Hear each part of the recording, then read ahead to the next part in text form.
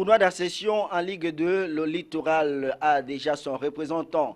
Il s'agit bel et bien de Stade Renard de Mélon, vainqueur de la finale des barrages, qu'il a opposé samedi dernier à Avion d'Uncam.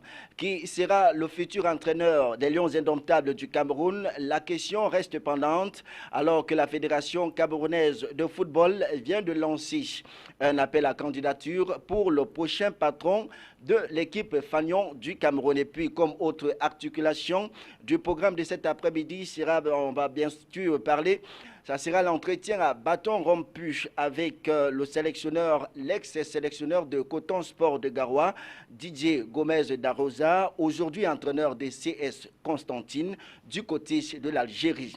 Voilà donc qui fait le menu de l'émission de ce jour. Ceci dit, mesdames et messieurs, je vous souhaite la bienvenue à tous et à toutes. On se retrouve dans quelques instants seulement sur le plateau.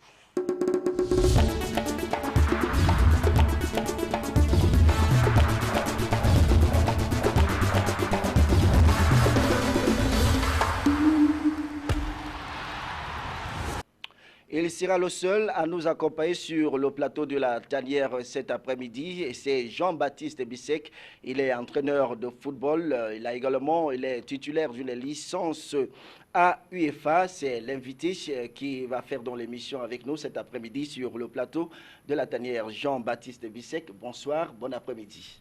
Bonsoir, bonsoir Zobel, et puis surtout bonsoir à tous vos téléspectateurs. Alors, on va dire que c'est la première fois que vous fouliez le sol de la télévision Camuse 24. Comment est-ce que vous vous sentez? Non, je pense que à peine arrivé, je me sens comme chez moi. C'est d'ailleurs là vraiment je peux vous le dire parce que l'accueil déjà a été très très super et puis c'est surtout bien pour tout ce que vous voulez faire pour le développement du football, sur la communication du football camerounais. Très bien. Nous serons donc ensemble pendant une heure de temps, mais nous allons tout de suite du côté de l'Algérie. On l'a donc dit en direct de la ville de Constantine en Algérie, où nous attendons l'ex-entraîneur de Coton Sport de Garoua, Didier Gomez d'Arosa, aujourd'hui entraîneur de CS Constantine. C'est du côté de l'Algérie. Didier Gomez d'Arosa, bonsoir et merci de répondre à nos questions depuis la ville de Constantine en Algérie. C'est bien cela, Didier?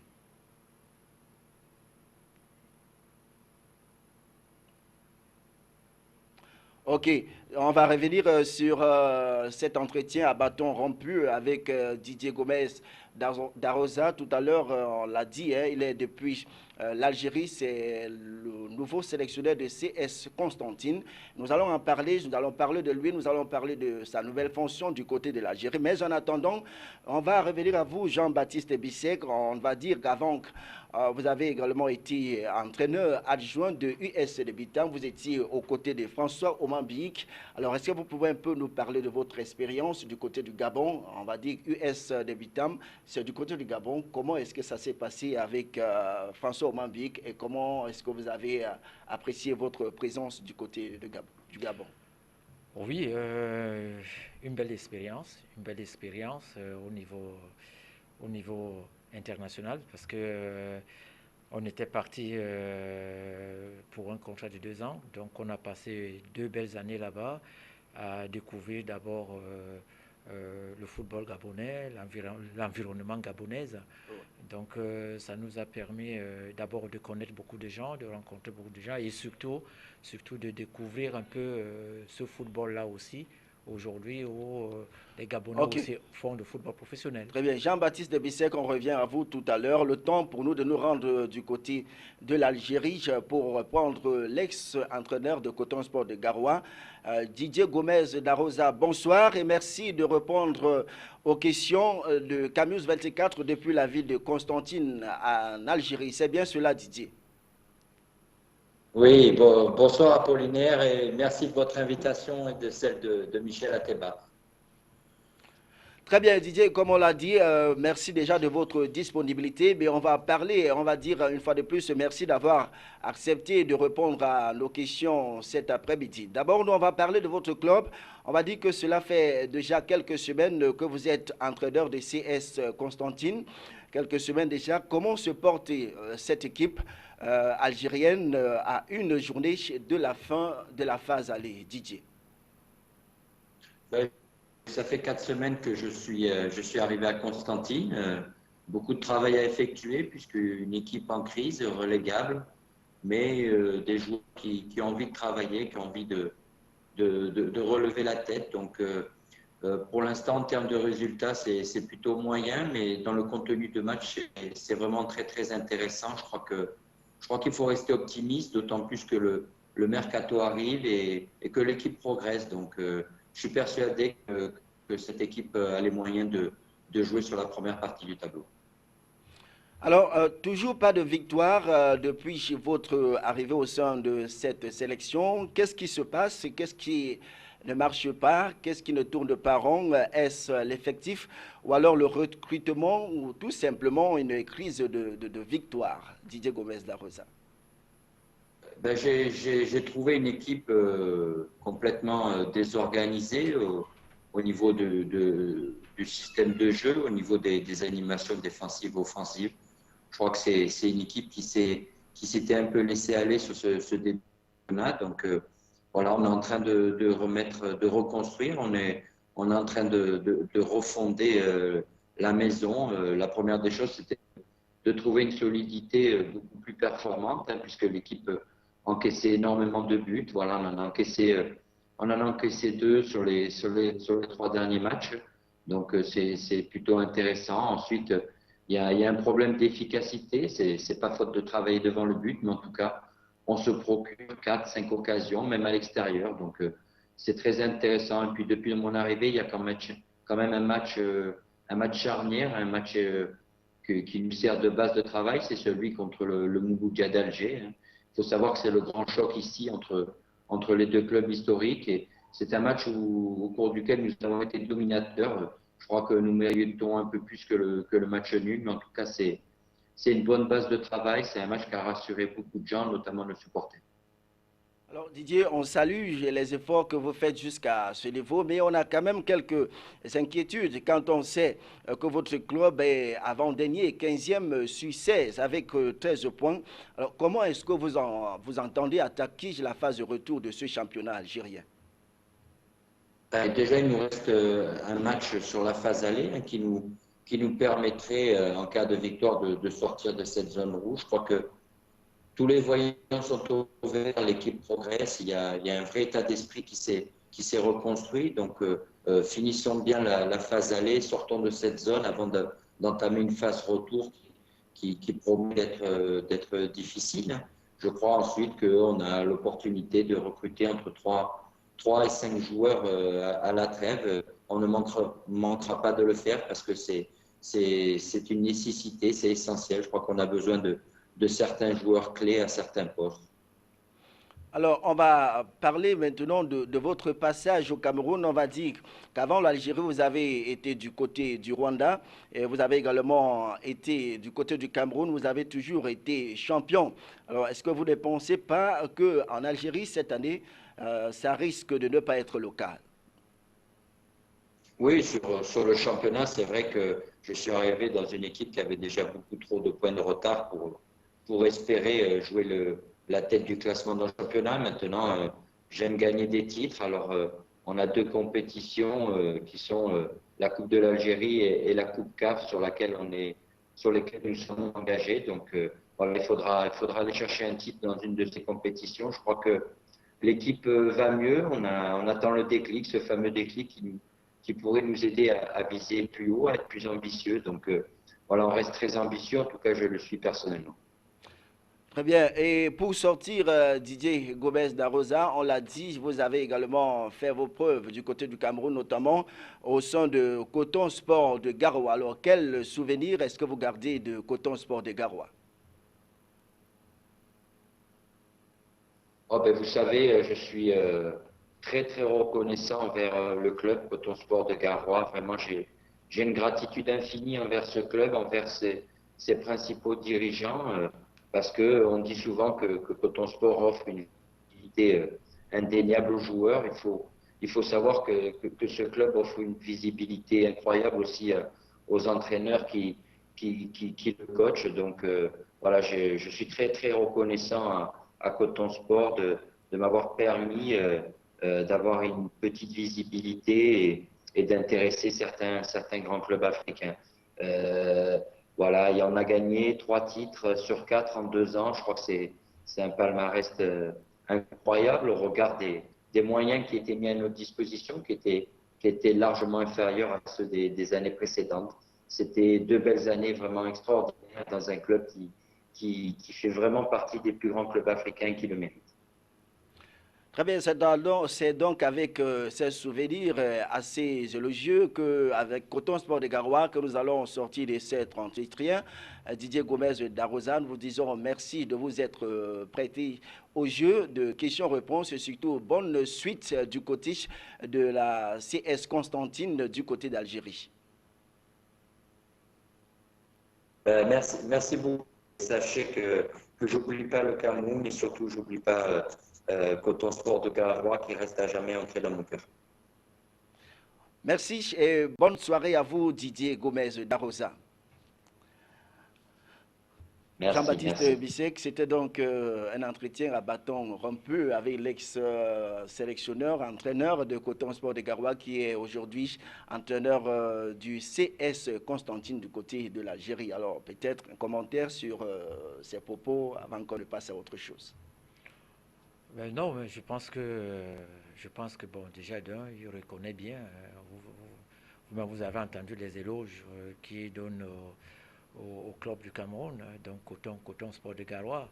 Et puis je dis, c'est bien pour lui parce qu'il vit son métier, il multiplie les expériences et je pense que de plus en plus il avance vers l'excellence. Donc ce qui est sûr, moi je ne serais pas surpris demain de le voir dans les prochaines années à la tête d'une sélection nationale. Ça peut être en Afrique, surtout ou bien en Asie. Donc je pense que c'est l'objectif d'un entraîneur, c'est la traçabilité justement de ce métier chez nous. Il ne faut pas brûler les étapes et je pense que là, il le vit bien et vous-même, bon, vous n'avez qu'à voir comment il s'exprime bien. Donc, mais c'est bien, là, lui-même maintenant, il est capable de faire l'analyse entre le football camerounais, rwandais et puis le football algérien. Donc je pense que c'est bien pour lui et c'est d'ailleurs le rêve de tout un entraîneur. Alors, ce que je retiens également de ces propos, c'est que je n'oublie pas le Cameroun, je n'oublie pas Coton Sport de Garoua. Ça veut dire que même à milieu où il se trouve, il a toujours ce club dans son cœur et même le Cameroun tout entier. Oui, il est direct, il est franc quand il le dit et reconnaissant au même moment. Donc je pense que c'est bien et il reste lui-même. On a commencé, Jean-Baptiste Bissek a parlé de vous tout à l'heure. On a dit que vous étiez entraîneur adjoint de François Omambik du côté de US Bitam. C'est un club gabonais. Vous avez également travaillé avec le Canon sportif de Yaoundé où vous étiez entraîneur principal. Cosmos de Bafia. Vous avez également été entraîneur principal dans ce club-là et même dans les Astres de Douala, sans compter les multiples centres de formation où vous avez travaillé. Jean-Baptiste Bissek, est-ce qu'on peut en quelques mots en parler?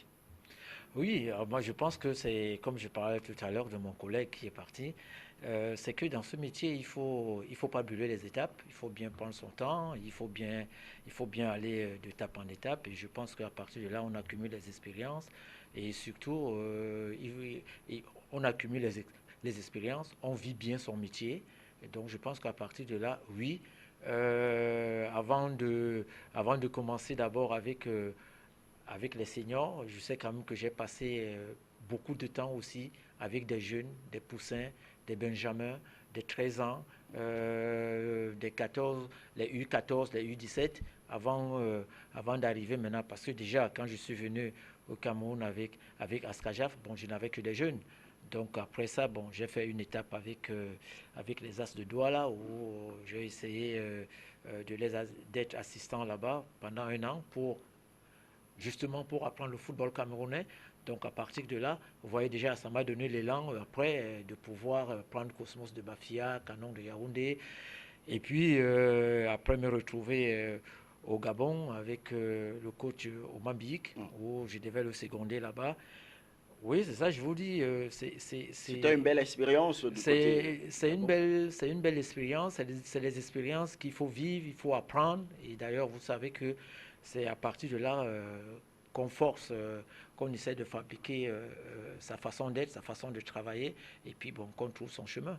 Tout à fait. Jean-Baptiste Bissek, on va vous permettre de souffler un peu en vous proposant déjà en parlant de cette visite interministérielle effectuée il y a quelques semaines du côté de Limbé dans la région du sud-ouest. On va dire que la délégation dans laquelle se trouvait le ministre des Sports et de l'Éducation physique est donc allé se rendre compte de l'état d'avancement des travaux de voie d'accès au stade de Limbé, stade qui est le stade en construction et qui devra abriter la Coupe d'Afrique des Nations de football féminin de 2016. Je vous propose de regarder cet élément et on se retrouve juste derrière.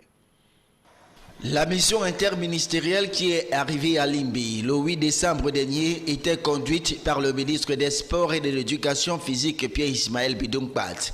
Il avait à ses côtés Jean-Claude Mbouentou du Développement urbain et de l'Habitat et Abbas Sadou, ministre délégué à la présidence en charge des marchés publics.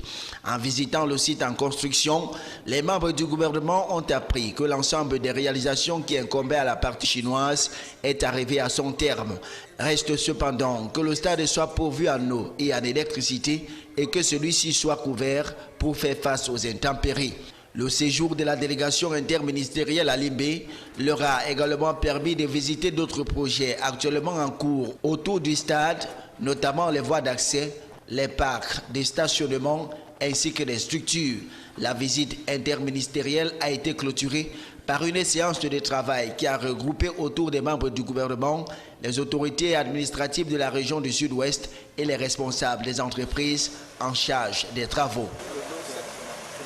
C'est donc cette visite interministérielle qui s'est rendue récemment du côté de Limbé pour voir le stade ou alors les voies d'accès au stade de Limbé, stade qui servira de cadre pour les rencontres de la Coupe d'Afrique des Nations de football en 2016. Alors, petit commentaire déjà sur cette visite et même sur l'état d'avancement des travaux. Vous avez vu l'état de la route. Est-ce que jusqu'ici, on peut dire que les travaux avancent? C'est bien, c'est déjà bien que les ministres prennent conscience qu'il faut aller vite. Et c'est bien qu'ils aillent sur le terrain, mais j'ai un peu peur que s'ils n'insistent pas à aller constamment sur le terrain, j'ai peur qu'on soit en retard. Et vous savez, ce n'est plus loin. On a dit au mois de février, il y aura une commission de contrôle de la CAF qui va passer. Et je me dis, moi je tire le chapeau au ministre des Sports à peine arrivé. Je pense qu'il a mis son bleu de chauffe. Et tout ce que moi je peux dire au ministre, c'est que le début et qu'il ne lâche pas. Parce que sinon, vous savez, ce serait quand même mal vu qu'au mois de mars ou bien au mois d'avril, qu'on nous retire un peu cette compétition. Parce que, vous savez, les gens ont tendance à penser que quand cette commission d'évaluation arrive, parfois, vous avez ceux qui aiment le Cameroun ou ceux qui n'aiment pas le Cameroun. Il y avait ceux qui peut-être voulaient cette compétition et peut-être qu'ils ont des gens dans cette commission-là qui peuvent envoyer cette compétition ailleurs. Oui. Donc, moi, je pense qu'il faut tout mettre de notre côté. Il faut mettre les bouchées doubles de notre côté pour que les travaux soient livrés à temps. Et là, je vois que le ministre n'est pas seul, mais il tire les autres ministres vers lui parce que c'est lui le chef de projet, je pense. Donc, je pense que c'est une bonne chose. On va maintenant parler toujours avec vous, Jean-Baptiste Bissek, avec des Lions indomptables du Cameroun, pour dire que la succession de Volker Finkush est enfin lancée. L'appel à candidature d'un nouveau sélectionneur pour les Lions indomptables du Cameroun a donc été officiellement lancé dimanche dernier via le site de la Fédération camerounaise de football. Pour en parler davantage, je vous propose d'abord de regarder ce reportage que nous propose le capitaine Michel Ateba. On se retrouve juste après pour en parler. Alexandre Bellinga et Bonaventure Djonkep, bientôt out ou à nouveau adjoint de la sélection nationale du Cameroun. C'est du moins ce qui se dessine après l'appel à candidature internationale ouvert depuis quelques jours. Le communiqué est confiné sur le site de la FECAFOOT. Le document donne 48 heures pour le dépôt des candidatures. Plusieurs critères enveloppent le recrutement du futur sélectionneur-entraîneur des Lions indomptables du Cameroun. Ils sont 15 critères à remplir pour prétendre être à la tête de l'encadrement technique. Outre les conditions de nationalité camerounaise ou étrangère, la bonne moralité, le futur entraîneur-sélectionneur doit avoir une forte personnalité. Il doit jouir d'une crédibilité et d'une reconnaissance nationale et internationale. Avoir une expérience professionnelle dans les clubs d'élite, clubs professionnels ou dans les sélections nationales, mais aussi une bonne connaissance du football africain. D'autres conditions sont mentionnées dans l'appel à candidature. Parmi celles-ci, les diplômes, le palmarès, la résidence permanente au pays, la maîtrise de l'outil informatique, la langue française ou anglaise et le carnet d'adresse. Le futur entraîneur-sélectionneur doit présenter un projet de programme de 2 ans allant de 2016 à 2018. Une commission sera chargée de l'analyse des dossiers afin de sélectionner les 5 meilleurs en vue de la désignation du titulaire au poste ou éventuellement d'un adjoint.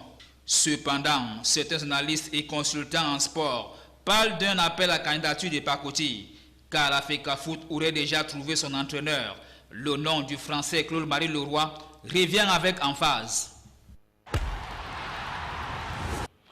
Alors, Jean-Baptiste Bissek, vous avez suivi l'élément du capitaine Michel Ateba. Est-ce qu'on peut parler d'un appel à candidature vraiment de la pacotille? Est-ce qu'on connaît déjà le futur sélectionneur des Lions indomptables du Cameroun? Vous êtes entraîneur, je vous pose la question. Moi, j'avais été très content, très fier déjà que le nouveau président de la fédération, que je connais très bien, je connais ses intentions. D'abord, vous avez vu, à peine il était en place, il avait commencé à prendre des initiatives pour faire confiance aux nationaux. Donc, je sais que c'est son objectif. Bon, mais maintenant, c'est normal qu'on mette des conditions. C'est normal qu'on mette des conditions pour le sélectionneur qu'on veut, mais c'est normal aussi qu'on ait des objectifs, et avec nos objectifs, qu'on cherche le profil de l'entraîneur qui y va. Donc, mais moi, je dis, ayant déjà fait le choix dès le départ, en enlevant Finke et en nommant les nationaux, ça n'engage que moi. Moi, je pense qu'il fallait plutôt qu'on réfléchisse à renforcer ce staff technique qui était là. Hein. Mais bon, maintenant, vous savez, l'histoire de l'équipe nationale ne se limite pas seulement au niveau de la Fédération française de football. Donc, je pense que... Vous l'avez dit, la Fédération camerounaise voilà, de football. Autant pour moi. Hein. Donc, l'histoire de l'équipe nationale des Lions indomptables ne se limite pas seulement au niveau de la Fédération camerounaise de football. Donc, vous voyez déjà qu'il y a... et là, vous savez qu'avec le président Tombi, il est obligé, parce que c'est quelqu'un qui est venu pour rassembler, écouter et essayer de ramener tout le monde vers le déploiement de ce football. Donc je pense que c'est l'optique qu'ils ont choisi, mais je dis qu'on n'oublie pas quand même que même en allant chercher un expatrié, si c'est sur ça qu'ils se sont dit peut-être c'est lui qui nous apportera le titre que nous sommes en train de chercher depuis plus de 12 ans, c'est une bonne chose. Mais je dis aussi, il ne faut pas qu'on en fait trop pour éliminer les nationaux. Parce que moi, quand j'ai suivi la nomination de Djonkep et puis Bellinga, que je connais bien, que j'ai vu travailler, qu'ils ont fait les classes, et que justement au niveau de l'équipe nationale, c'est l'aboutissement, c'est la reconnaissance de ce qu'ils ont fait, et que en plus il y a d'autres, hein, il y a d'autres qui pouvaient être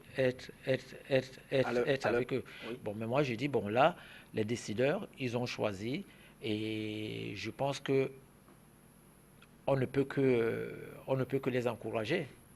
Bien, on pense, beaucoup d'observateurs, comme vous avez très bien suivi dans l'élément du capitaine Michel Ateba, on parle d'un appel à candidature qui serait une sorte de pacotille. On parle de Paul-Marie Le Guen, qui serait déjà dans le viseur de la Fédération camerounaise de football.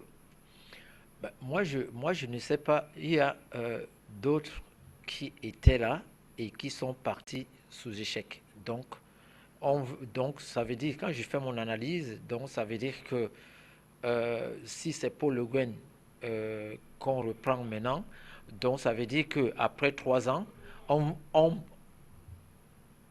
donc ça veut dire qu'après 3 ans, on pourra reprendre Volker Finke. Oui, c'était plutôt, c'est vrai, on a parlé de Paul-Marie Le Guen, mais c'est plutôt Claude-Marie Le Roy, bon, qui a longtemps travaillé au Cameroun. Qui a longtemps travaillé au Cameroun et qui a fait de très très bonnes choses au Cameroun, il ne faut pas l'oublier.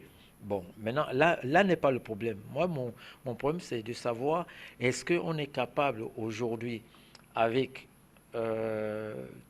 toute cette commission qu'on a mis en place, est-ce qu'on est capable qu'au lieu que cette commission réfléchisse pour le choix d'un oiseau rare, pour moi, à mon avis, cette commission on devait faire une commission pour réfléchir si le Cameroun est capable aujourd'hui d'avoir à la tête de l'équipe nationale des nationaux.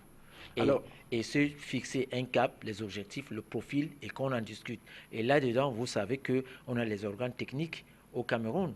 On a l'association des entraîneurs, on a la DTN qui est en place, et il y a la fédération qui est en place.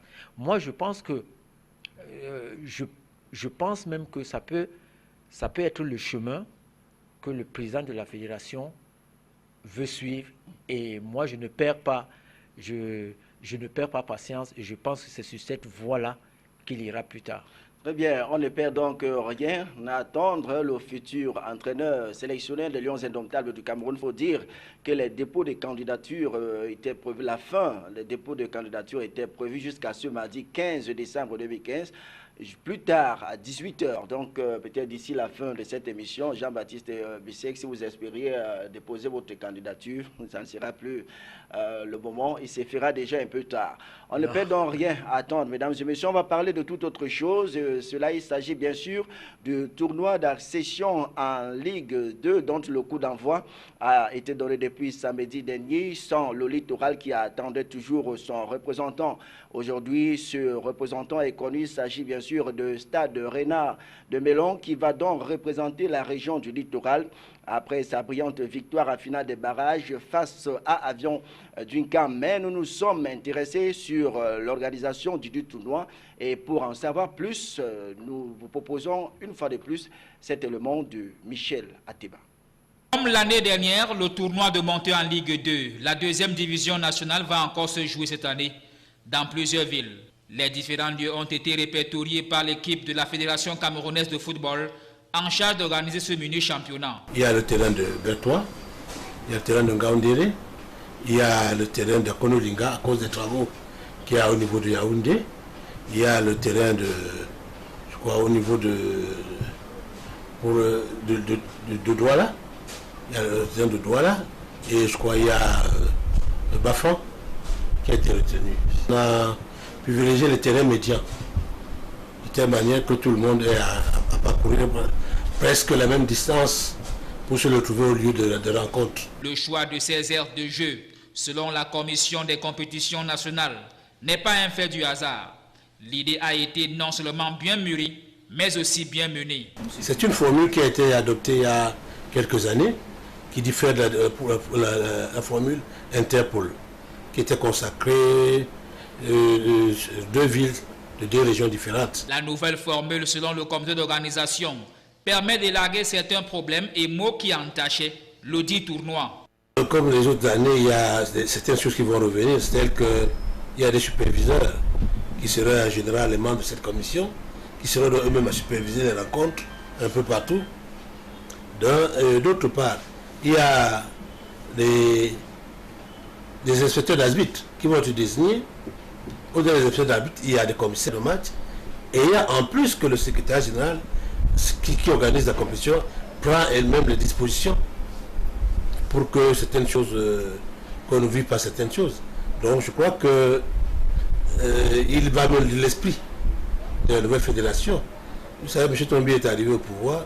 Ceux qui l'ont bien connu savent qu'il n'a pas d'état d'âme quand il s'agit de bien faire. Au soir de cette compétition qui regroupe 10 clubs, 3 d'entre eux vont empocher leur ticket pour l'accès en Ligue 2. À la première journée ce 12 décembre, AS Fortuna est opposé à Reste du Monde de Bolova. Espérance de Guidère croise AS Bethel le Bertois. Besta de Libé joue contre PW de Bamenda.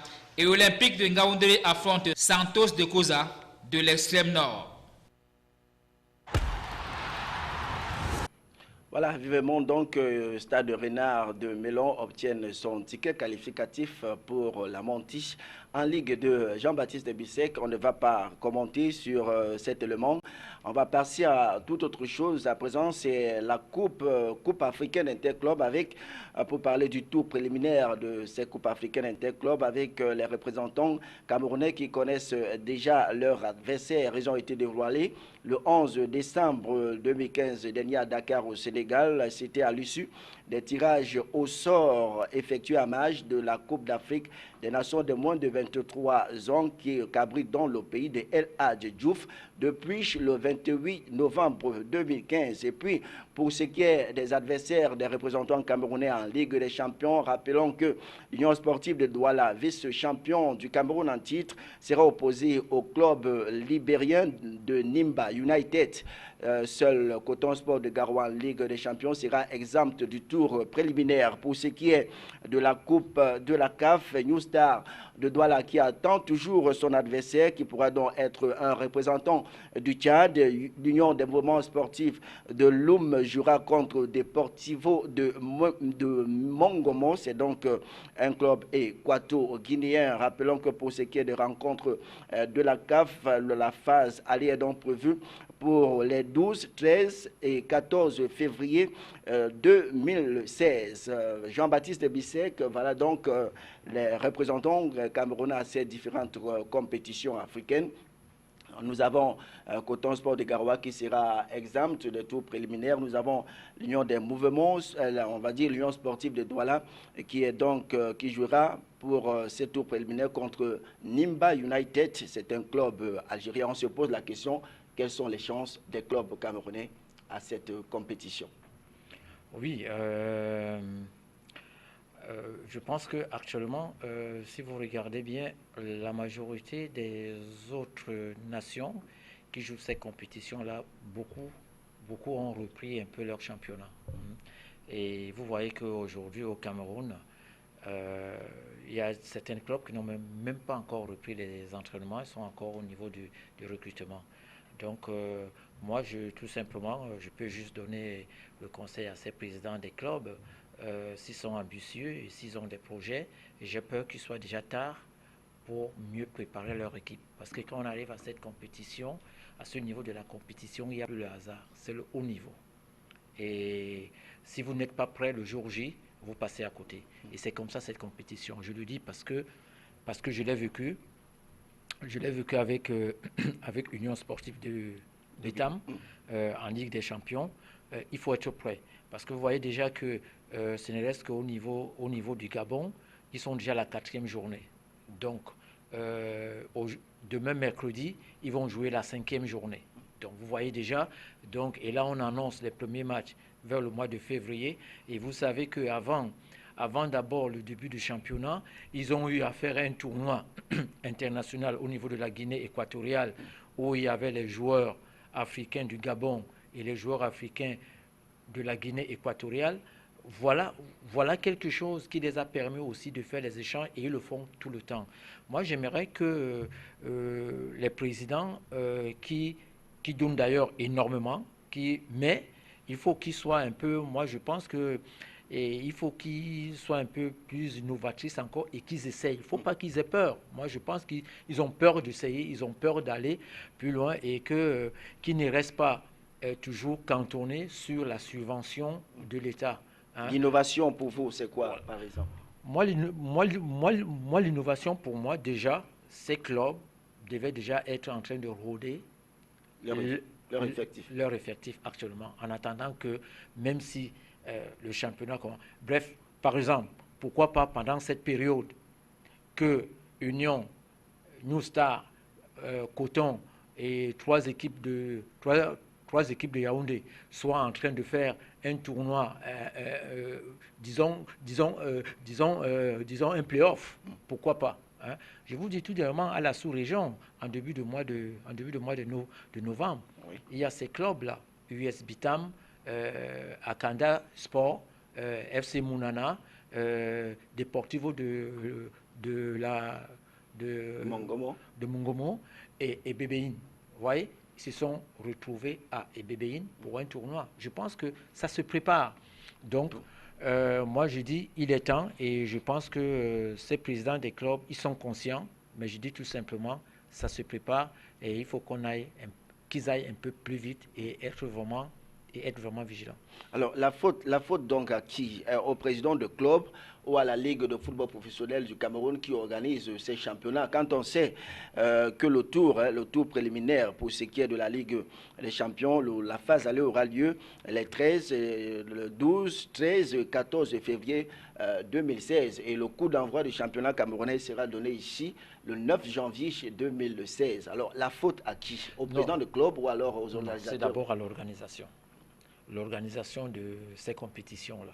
Hein, parce que lorsqu'on organise ces compétitions-là et qu'on ne prend pas en compte les représentants du championnat camerounais au niveau de l'Afrique, hein, et qu'on n'a pas ce calendrier-là, effectivement, qu'on se retrouve dans cette situation-là. Quel est le calendrier qui devrait être collé à l'autre? C'est-à-dire, est-ce le calendrier de la CAF, la Confédération africaine de football, qui devrait s'arrimer au calendrier des représentants des clubs dans les pays, ou alors, vous voulez dire que c'est le calendrier de la CAF qui devrait, par exemple, s'arrimer à celui de la Ligue de football professionnel du Cameroun? Non, c'est la Ligue professionnelle de football qui doit s'arrimer au calendrier de la CAF. Vous savez bien que pourquoi le Cameroun a obtenu la deuxième place en Ligue des Champions?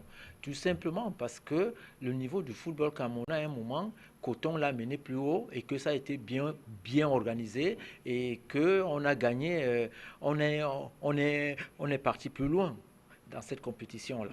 Et là, si à chaque fois, maintenant, on va commencer à se faire sortir par les équipes du Libéria, les équipes de la République centrafricaine, c'est normal qu'à la longue, on se retrouve, au lieu de 2 équipes en championnat de la Ligue des Champions, on va se retrouver. Donc, c'est l'organisation. Donc, il faut que dès le départ, les équipes, avant d'entamer cette compétition africaine-là, que les équipes aient au moins 4 ou 5 journées du championnat.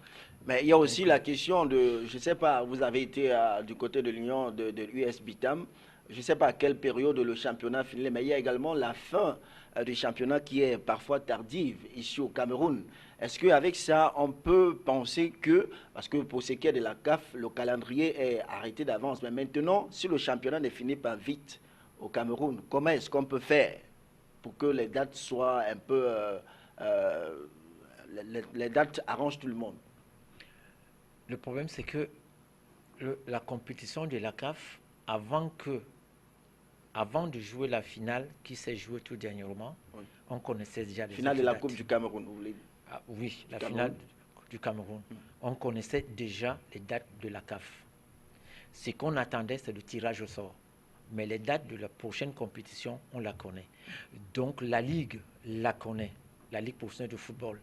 Donc je pense qu'à partir de là, la Ligue professionnelle doit s'arranger à faire jouer son championnat et à s'arrêter aux dates de la CAF. S'il veut vraiment que les équipes, les présidents des clubs et les entraîneurs surtout puissent préparer les équipes sur l'objectif que le président des clubs va les fixer.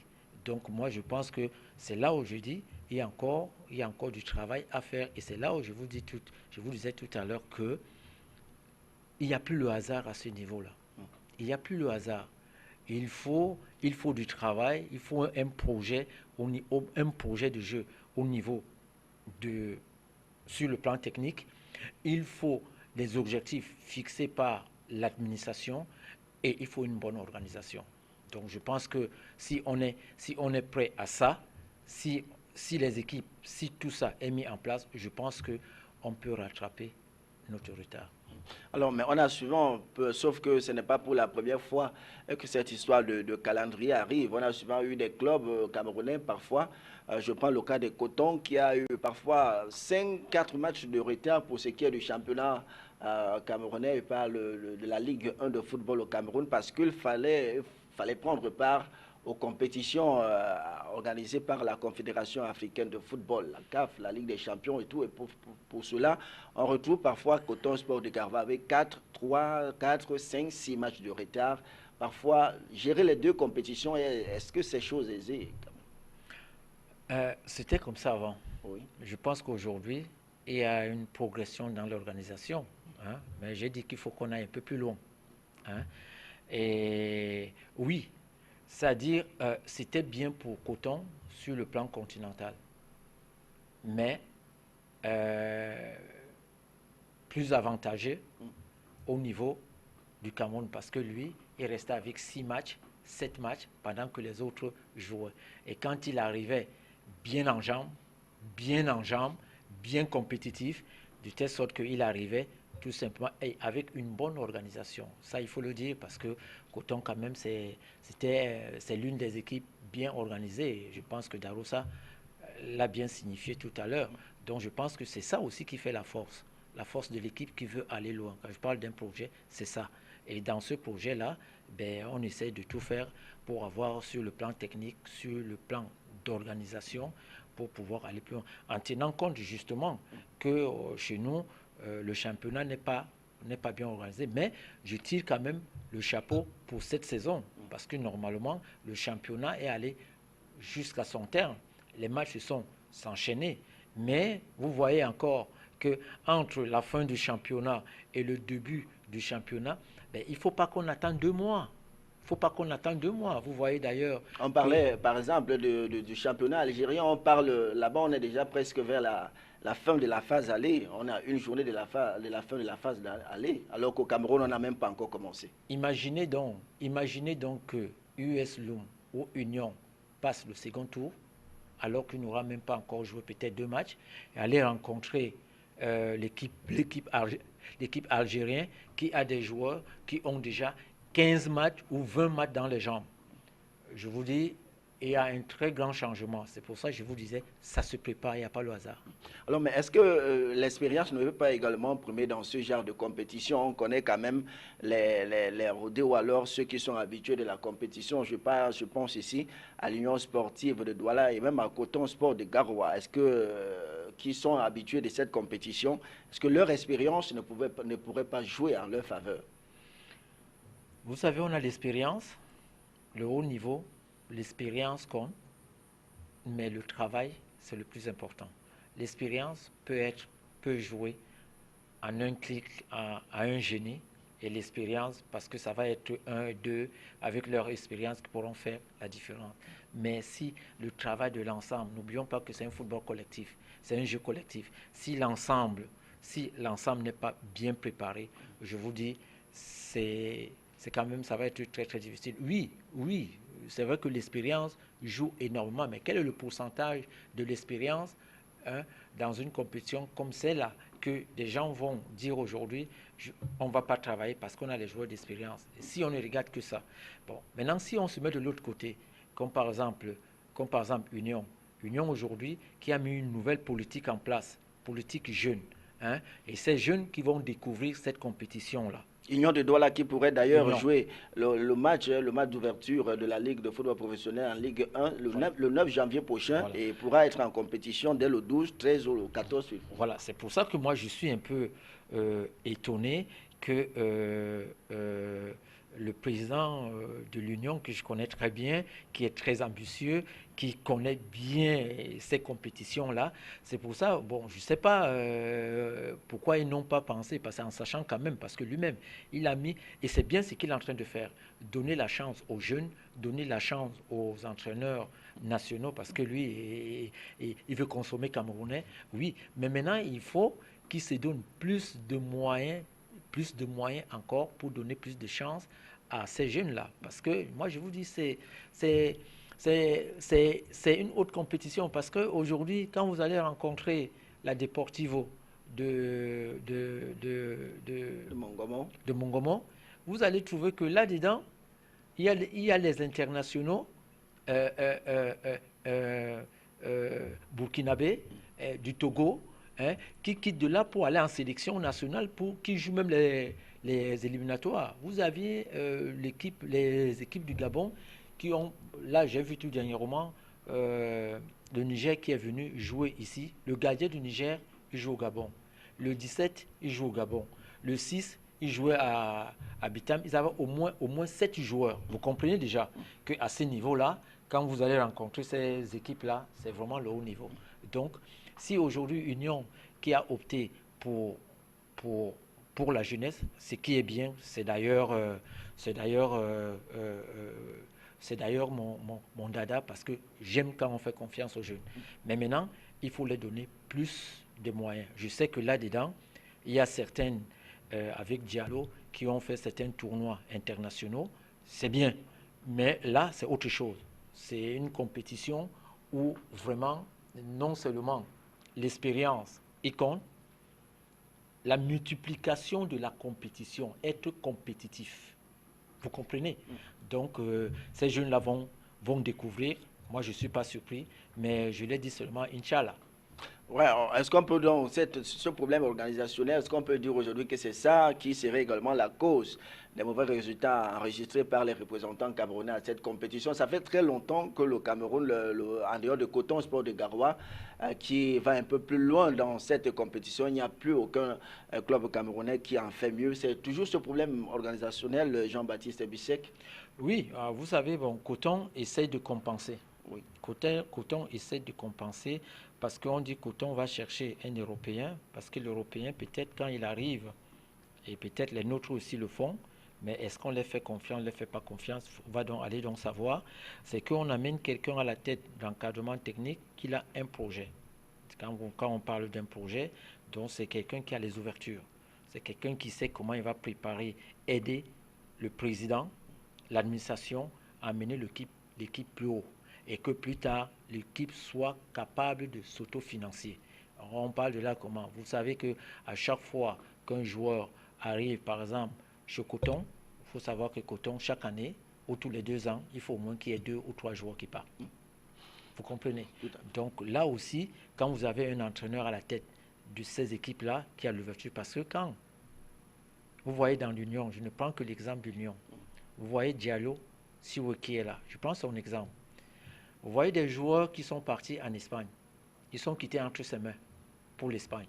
Ça crée une ouverture pour lui. Ceux-là peuvent créer l'ouverture pour l'Union, pour l'encadrement technique, pour qu'ils aient...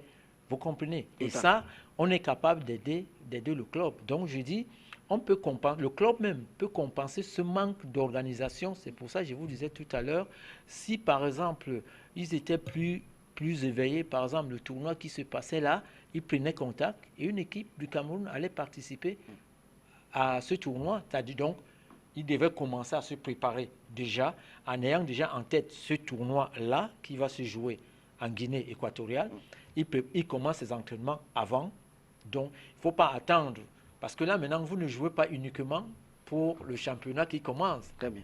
Mais je pense quand même que Jean-Baptiste Bissé, plusieurs clubs camerounais sont déjà en pleine préparation, non seulement pour la reprise du championnat, mais ils sont également conscients de la tâche qui les interpelle au niveau continental. On va parler également du nouveau venu à cette compétition, l'Union des mouvements sportifs de Loum, vainqueur de la Coupe du Cameroun cette année. Alors, pour cette formation, comment est-ce que vous voyez sa participation à pour la première fois? C'est bien, mais je dis qu'ils ne doivent pas être, ils doivent pas être dans l'euphorique. Hein. Pour aller plus loin, il faut mieux se préparer. Hein. Donc je vois là, il y a l'entraîneur qui, parce qu'il faut savoir que rien que la saison dernière, US de Loum a eu au moins 3 ou 4 entraîneurs. Hein. Je pense que bâtir un grand club, il fait de changer les entraîneurs à chaque couac, ce n'est pas recommandé pour... mais je dis, c'est bien, et je dis qu'il doit prendre vraiment... il faut qu'il essaie de se stabiliser, d'avoir un projet. Et à la tête, un entraîneur que même s'il s'en va là maintenant et qu'il échoue, en sachant qu'avec lui, on pourra aller plus loin. Et il y a également New Star de Douala qui est dans le même cas que l'Union des mouvements sportifs de Loum. Ces deux clubs prennent part pour la première fois à cette compétition continentale. Alors, en définitive, New Star également, qu'est-ce qu'on peut dire? Non, New Star, bon, je pense qu'il a un président très malin, très aguerri, et je pense qu'il sait sur quoi, il va se baser. Il aura peut-être, je crois, hein, je crois qu'ils savent sur quoi. Il a un président très malin, il sait ce qu'il fait, et je pense que ils peuvent avoir un petit retard, mais avec des hommes d'expérience qui veulent mettre en place, je pense qu'ils auront une chance de s'en sortir. Hein. Vous avez dit, Jean-Baptiste Bissek, que l'expérience, elle seule, ne suffisait pas oui, pour... oui, elle seule ne suffit pas, c'est ce que je vous disais. Oui. Mais je dis, quand tu fais une équipe où il y a quand même des joueurs d'expérience et que derrière, il y a quand même des gens de métier qui connaissent, qui savent comment faire pour rattraper vite ce retard, on a encore une chance on a quand même une chance de s'en sortir. Très bien. En définitive, donc, pour sortir, les chances pour les clubs, les représentants camerounais sont moindres ou alors on peut? À l'heure actuelle où nous parlons, elles sont moindres. Moi, je parle en tant que technicien. À l'heure actuelle, vu le contexte où on est là aujourd'hui, que les autres... Parce que vous savez, le Cameroun ne doit plus se limiter aujourd'hui en championnat africain comme le Tchad, parce que nous, on savait quand une équipe tchadienne arrivait pour jouer contre une équipe camerounaise, ils savaient qu'ils venaient perdre. Aujourd'hui, ce n'est plus le cas. Aujourd'hui, ce n'est plus le cas. À cause de quoi? Manque d'organisation. Voilà. Alors, ce problème organisationnel, donc, il faut voir cela, et pour que les clubs camerounais puissent avoir une participation plus honorable à cette compétition, continentale. Jean-Baptiste Bissek, c'était ici que nous allons nous arrêter. C'est bientôt la fin de cette émission, mais avant de partir, on va vous dire merci d'être passé sur le plateau de la Tanière pour la première fois. Merci à vous, surtout... ça a été un réel plaisir pour moi de partager cet échange-là avec vous et surtout pour le bien, le développement et puis la continuité de notre football camerounais. Ce sera toujours avec plaisir. Je m'en voudrais si je ne vous pose pas cette question. Vous êtes de la famille de Mireille Bissek et Youk? Oui, c'est ma cousine. Très bien, merci beaucoup. Mesdames et messieurs, c'était donc la Tanière a reçu Camille 24. Merci à tous et à toutes de nous avoir regardés. Et merci de rester scotchés sur les programmes de Camille 24. Bonsoir à tous.